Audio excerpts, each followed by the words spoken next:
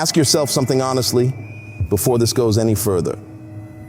When did you last rest for 10 minutes and stand up 2 hours later with nothing to show for it? No memory of what you watched, no idea where the time went. Just the warm, heavy feeling that you didn't move. And somehow it felt good. Who were you going to be tonight before the feed had you? What did you lay down just for a second and never pick back up? That feeling has a name. The oldest writers feared it more than rage or greed. The others scream, this one only whispers. It doesn't want to hurt you, it wants you to stay. And the reward is the thing that's killing you. I scrolled to the bottom of the feed and met it. It kept a piece of me. I'll never get back. How long have you been holding your phone tonight? Viewer discretion is advised. Because what's watching you scroll is truly something unseen.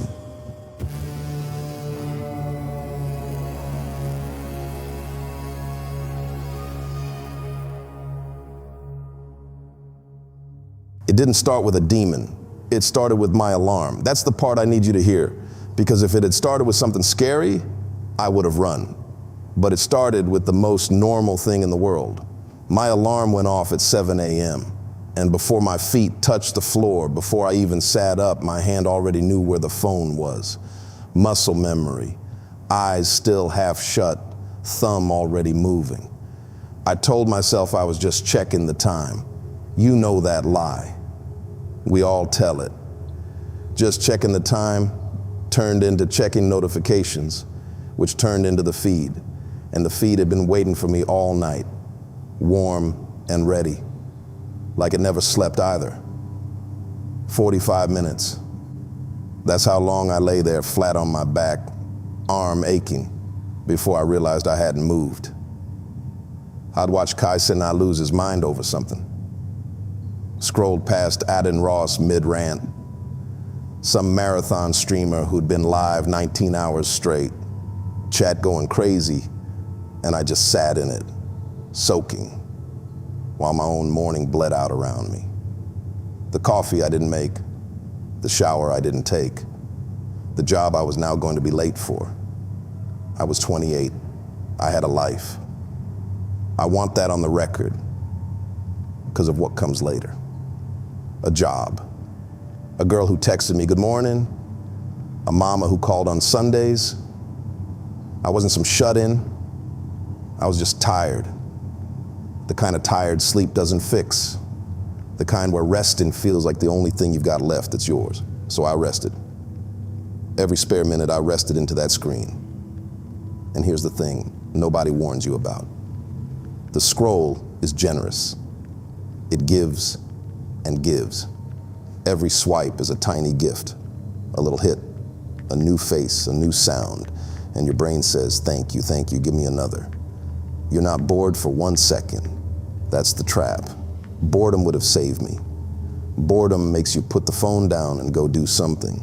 But the feed never let me get bored. It knew me too well for that. By the second week, I was scrolling in the shower, phone propped on the sink, water running cold while I stood there watching strangers. By the third week, I was scrolling at red lights. You know how that goes. Light turns red, phone comes up just for a second. Except the second got longer, horns behind me. Light already green, for who knows how long. I'd look up like I was surfacing from underwater, heart pounding. Not because I almost caused a wreck, but because some sick part of me didn't want to stop watching even then. I'd pull through the intersection with one eye still down on the screen.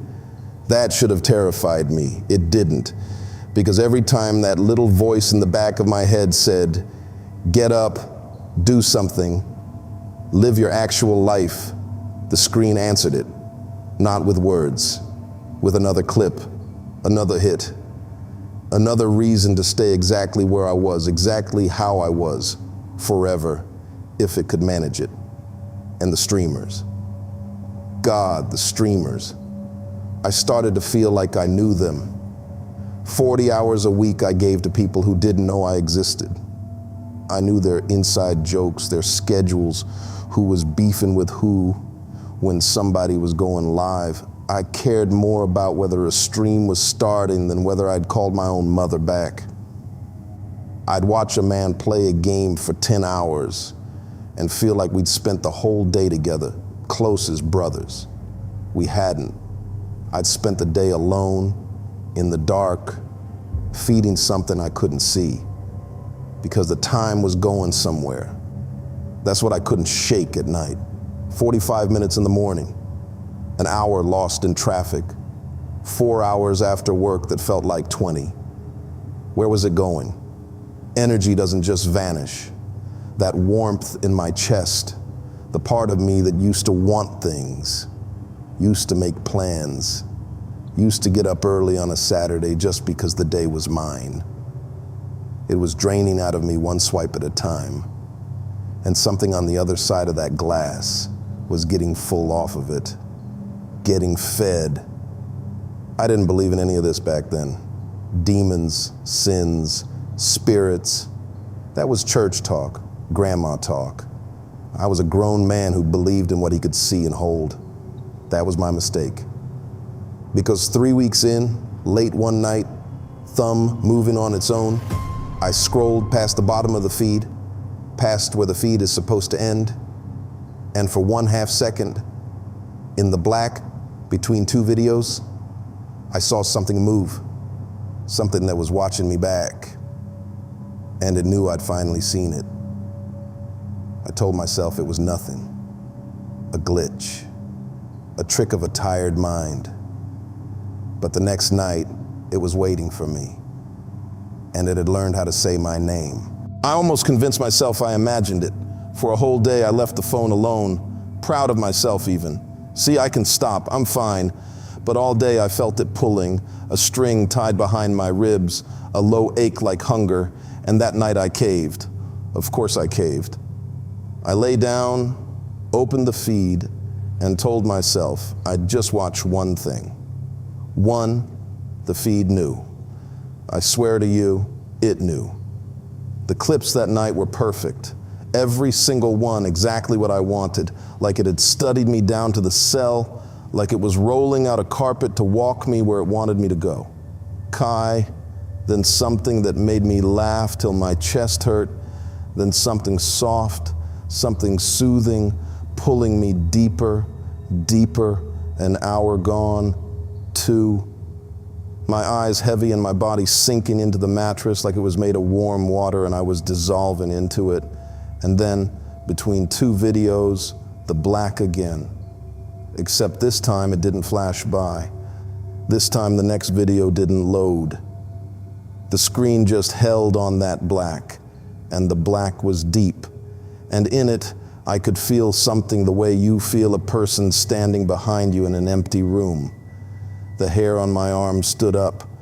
I should have thrown the phone across the room. Instead, I did what it wanted. I leaned in. I looked. There were eyes in the black, not glowing, not red. Nothing like the movies. Worse, they were tired eyes, heavy-lidded, half-closed, calm. The most comfortable eyes I've ever seen in my life. They looked at me the way you look at a plate of food. You're in no hurry to finish, because it isn't going anywhere, because it can't. And a voice came up out of the phone, low, slow, like it was yawning the words out of a mouth that hadn't moved in 1,000 years. It said my name. Then it said, stay. I dropped the phone on my own face, scrambled back against the headboard, heart slamming my ribs. The screen had gone back to normal, a clip playing, chat scrolling up the side like nothing in the world had happened. I sat there shaking, soaked in sweat, telling myself sleep paralysis, half dream, exhaustion, anything, any word that meant I wasn't losing my mind. I'm a grown man. I don't see demons in my phone. But here's what broke me. I picked it back up. even then, even after that. My hands were still trembling, and my thumb still crawled back to the screen because I needed to prove it was nothing. And the second the glow hit my face, the fear melted, just melted off me like ice, replaced by that warm, heavy, wonderful nothing. The same nothing that had eaten my mornings whole. And I understood in some far-off, drowning way that the warmth was how it held you. The fear wakes you up. The comfort puts you back under. And it had so much comfort to give. An ocean of it. Over the next days, I started seeing the shape of it everywhere in the feed, not the eyes. It hid those now. It had learned its lesson. It was patient. But the hand of it. The way the next video was always exactly soothing enough to keep me horizontal. The way it served me stillness like a nurse with a needle.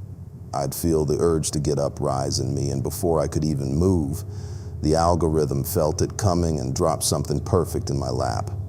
One more, one more, one more.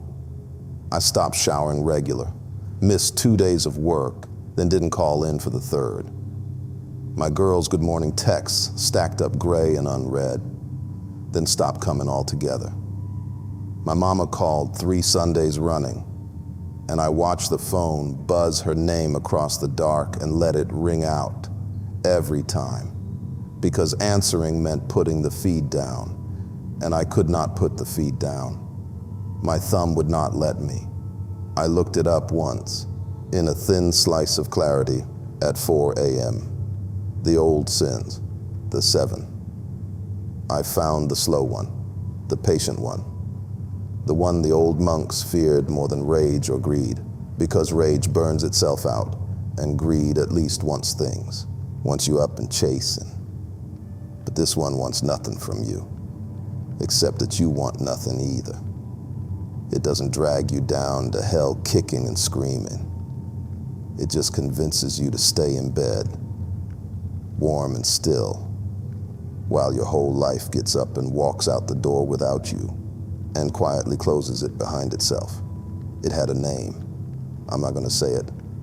Names are doors, and I had opened more than enough. But I knew now what was living in my feed, and worse, I was starting to understand it wasn't trapped in there with me. It didn't want to come out to me. It wanted to pull me in. And the deeper I scrolled, the closer I got to a place I would never be able to scroll back from. By week 5, I wasn't living in my apartment anymore. I was living in the feed. The apartment was just the place where my body sat and waited for me to come back to it. And most days I didn't. The bills went to collections. I let them. There was a stack of mail by the door I stopped opening, because opening it meant standing up, and standing up meant looking away from the light. My phone was at 2% more often than not, and I kept it on the charger now, plugged in beside my head like an IV drip, so it never had to die, so I never had to stop. I want to describe what that's like, because if you're young and you're listening, and some part of you is thinking that can't happen to me, it doesn't feel like drowning. That's the lie of it. It feels like floating.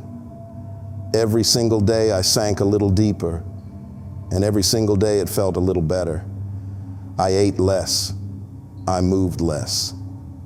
The blinds stayed shut so long I forgot what my street looked like in daylight.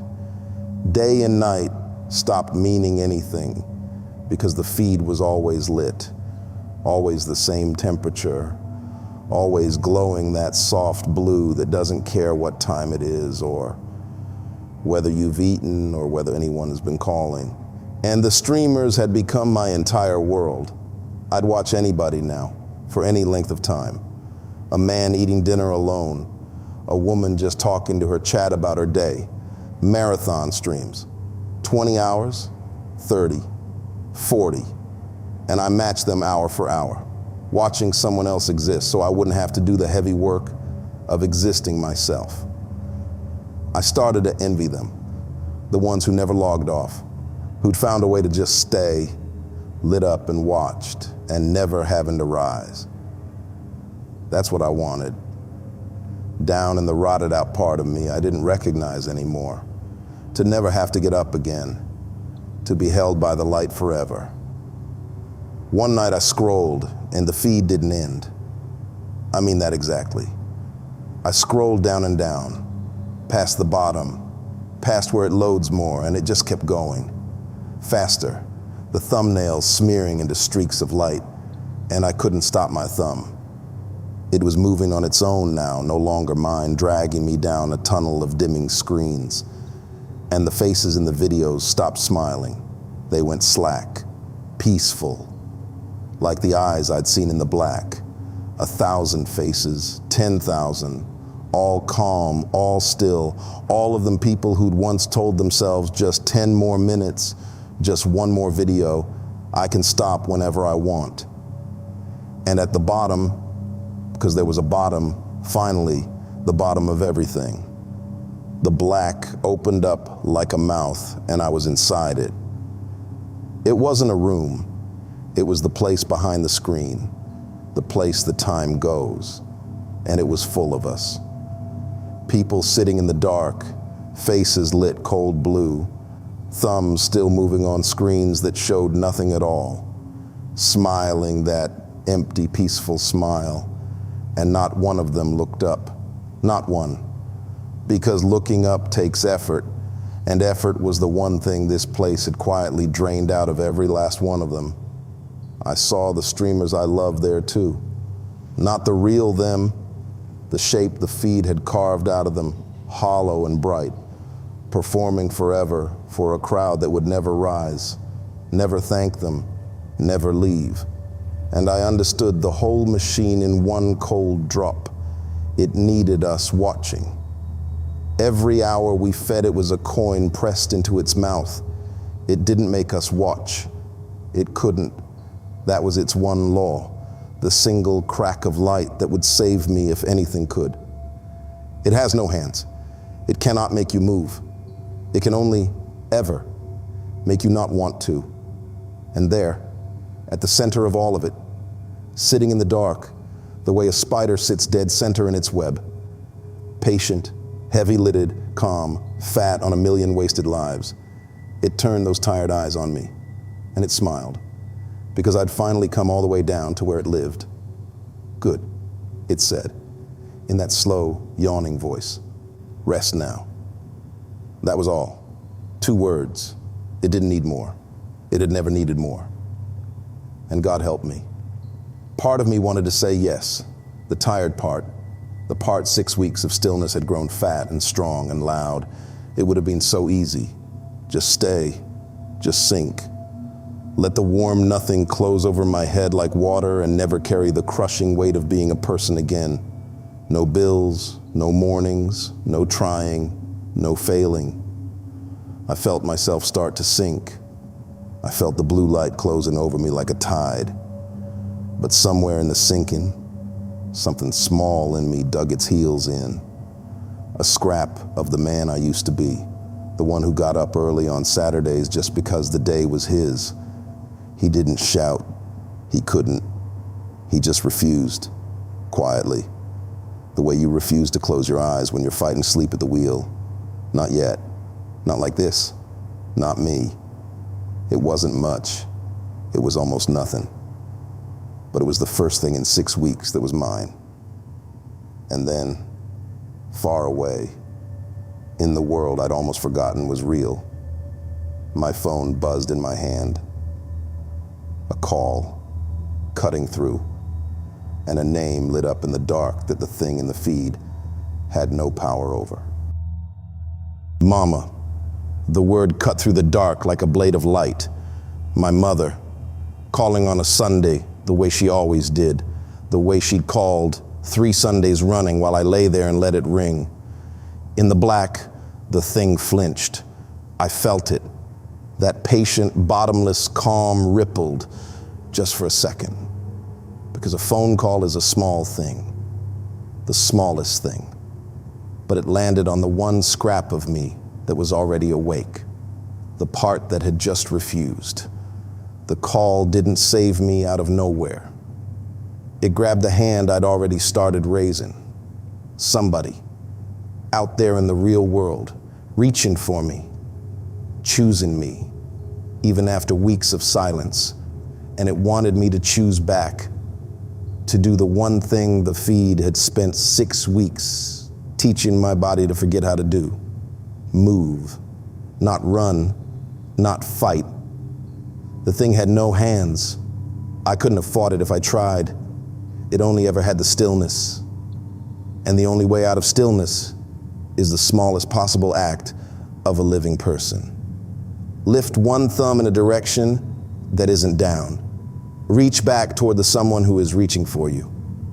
The warm nothing pulled at me hard. Stay, just stay. So easy. And every hollowed out cell 6 weeks of scrolling had emptied, begged me to let go. But I thought about her, sitting in her kitchen with the dish towel over her shoulder, phone to her ear, waiting on her boy to pick up like she'd waited his whole life. And I realized all at once what it had really been eating this whole time. Not my hours, the people, the connection. Every hour I handed to the feed was an hour I didn't give to someone who loved me. And that was the meal. That was always the meal. Loneliness was how it kept us docile. It fed us each other's company in pixels so we'd never get up and go find the real thing. Warm and difficult and alive. So I moved my thumb. And it fought me. God, it fought me. The screen seemed to pull back as I reached. The warm nothing, turning to thick black tar around my arm, the buzzing of the call fading like it was sinking down a long drain. For one horrible second, the green circle drifted just out of reach and the demon's calm pressed down on my eyelids. So heavy, so kind, whispering, let it ring. You can call her tomorrow, tomorrow, tomorrow, 6 weeks of tomorrows. That word was the whole trap, and I finally heard it for what it was. Not tomorrow, now. I lunged the last inch. I pressed the little green circle. I dragged the phone to my ear with an arm that felt like it weighed 1,000 pounds. And I said in a cracked, small voice I hadn't used in days, "Hey, Mama." And the dark let go. Not in an explosion, not a scream. It just released, the way a held breath releases when you finally let it out. And I was back, on my couch, in my dark apartment with the blinds shut and the air gone stale and sour. My mother's voice in my ear, soft and worried. "Baby, where you been?" I've been calling and calling. And I started crying, right there, ugly and grateful, because it was so ordinary and so real. And I'd come within 1 inch of trading it for a warm nothing that would have held me down until I died smiling. I opened the blinds that day. The light hurt my eyes. Good, I thought. Pain means you're still in here, still a person. I'm okay now. I'm not going to lie and say it was easy, that I deleted everything and never looked back and rode off cured. It's a fight. Every morning my hand still reaches for that phone before my eyes are open. The pull never fully dies, but now I keep it across the room. So reaching for it means standing up first, means moving, means proving I still can. Of my own will, the one thing it could never make me do. I call my mama back now. I answer my girl.